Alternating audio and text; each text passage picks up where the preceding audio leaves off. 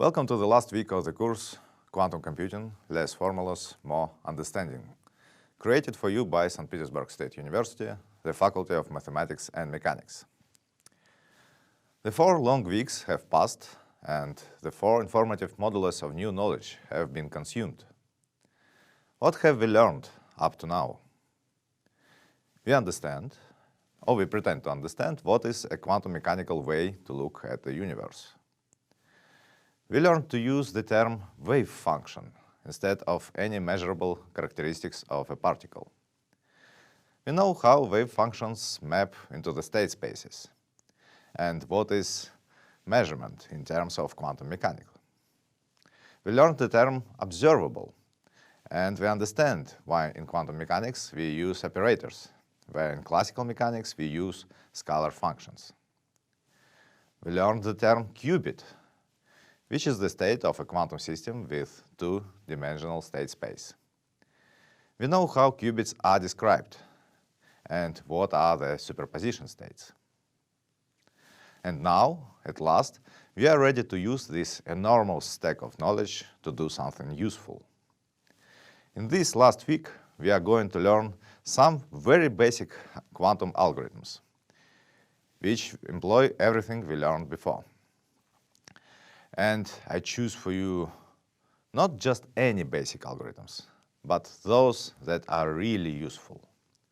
So useful that some of them are implemented on the industrial scale. The syllabus for this week is this. First, we are going to consider an algorithm for quantum data transmission, or teleportation. We all got used to the simplicity with which we can transfer and copy classical data. But in the case of quantum data, there's an obstacle called the no-cloning theorem. This theorem forbids copying of an unknown quantum state. So we need something completely different when we want to employ distributed computations in the quantum case. After teleportation, we will be ready to approach the quantum cryptographic algorithms. You probably know that there is a quantum algorithm which can be used for factoring of big composite numbers. It was invented in 1994 by American mathematician Peter Shor. In my course called The Introduction to Quantum Computing, the whole 4th week is dedicated to the Shor's result.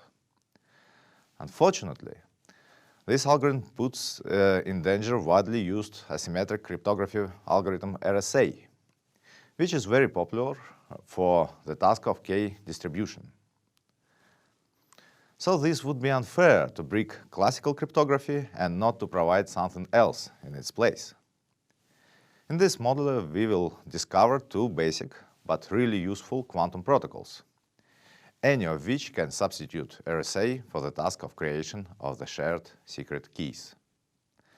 These are BB84 protocol, invented by Charles Bennett and Gilles Brassard in 1984, and E91 protocol, invented by Arthur Eckert in 1991. Well, enough for the introduction. Let's start learning.